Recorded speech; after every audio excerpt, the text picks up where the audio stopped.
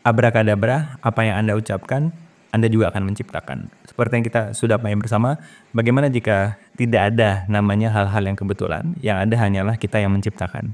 Ketika kalian saya mengatakan, kenapa ya kehidupan saya begitu banyak masalah? Kemudian saya tanya kepada dia, apa kata-kata yang sering kamu ucapkan? Apakah penuh dengan permasalahan atau penuh dengan kemungkinan? Ada sebuah pepatah yang mengatakan orang itu tidak tahu apa yang kita alami sebelum kita membuka mulut kita.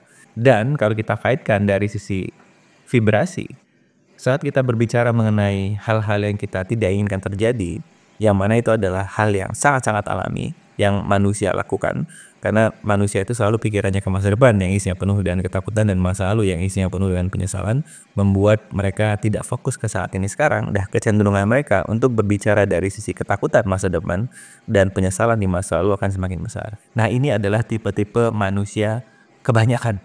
Nah, untuk teman-teman yang ada di sini yang secara vibrasi tertarik untuk berbicara topik-topik seperti ini, mungkin Anda semakin menyadari bahwa yaitu tadi, pemegang kendali ada di aku.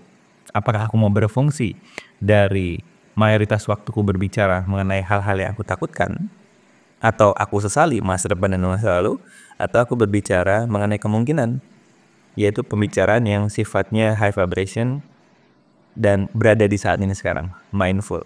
Tidak ada salah dan benar, yang ada hanyalah yang satu mengandung vibrasi yang rendah, secara oleh law attraction akan ditarik hal-hal yang secara vibrasi rendah seperti problem, tantangan untuk datang di kehidupan kita, atau kita akan berbicara dari sisi yang penuh dengan kemungkinan yang secara vibrasi tinggi, oleh law attraction akan ditarik hal-hal yang secara vibrasi juga tinggi seperti kemungkinan, kemudahan, dan kelancaran. Nah, kalau vibrasi yang tinggi ini menarik di kesadaran Anda, yang bisa Anda pertimbangkan adalah tolong hadirkan dulu rasa takut, rasa sebal akibat tantangan yang datang. Karena emosi kita valid, tapi action kita yang tidak. Namun kebanyakan orang yang setelah belajar kesadaran, setelah belajar positive thinking, kecenderungan mereka untuk menolak rasa itu. Aku nggak boleh berpikir negatif, aku harus selalu berpikir positif. Sayangnya, pikiran negatif itu akan menguasai. Menariknya, saat Anda mengalami sebuah ketakutan, sebelum Anda mengutarakan ketakutan Anda dalam bentuk kata-kata, terima dulu sensasi emosinya, aku lagi takut ya. Terima kasih, rasa ini sudah hadir, kamu bisa bersamaku selama yang kamu mau. Menariknya, setelah emosi, sensasi itu kita akui keberadaannya, kecenderungan kita untuk berbicara yang isinya penuh dengan ketakutan itu semakin kecil kecenderungannya. Dan juga menariknya, kadang kita tidak perlu mengatakan apa-apa, tidak perlu bercerita mengenai tantangan yang sedang kita alami, dan kalaupun kita mau berbicara pada orang lain, biasanya isinya penuh dengan kemungkinan, penuh dengan bukan permasalahan, tapi lebih kepada co-create, menciptakan sesuatu.